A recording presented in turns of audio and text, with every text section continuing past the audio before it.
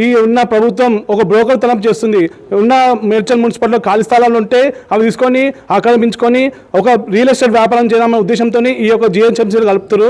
మేడ్చల్ మున్సిపాలిటీలో మా BJP party తరఫున మేము కమిషనర్ గారికి వినతి పత్రం ఇవ్వడం జరిగింది. ఎందుకంటే మా మేడ్చల్ మున్సిపాలిటీ ఇంతకుముందుకు గ్రామంగా ఉండేటి చాలామంది కార్మికులు, కర్షకులు, కూలీలు, నిత్యావసర వస్తువులతో సతమతమవుతూ జీవించే ప్రజలు, వాళ్లకు అట్టడుగు ఉన్న ప్రజలను తీసుకొచ్చి మున్సిపాలిటీ చేయడం అదొక దుర్భాగ్యమైన చర్య.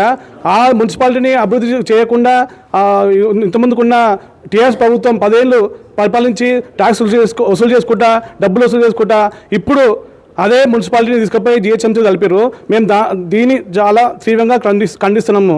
ఏ విధంగా అంటే ఇప్పుడు ఈ ఉన్న ప్రభుత్వం ఒక బ్రోకర్ తనం చేస్తుంది. ఉన్న మేడ్చల్ మున్సిపాలిటీలో ఖాళీ స్థలాలు ఉంటే అవి తీసుకొని ఆక్రమించుకొని ఒక రియల్ ఎస్టేట్ వ్యాపారం చేయాలన్న ఉద్దేశంతో ఈ యొక్క జిహెచ్ఎంసీలు కలుపుతారు. కావున మేము మా పార్టీ తరఫున మేము తీవ్రంగా ఖండిస్తున్నాము.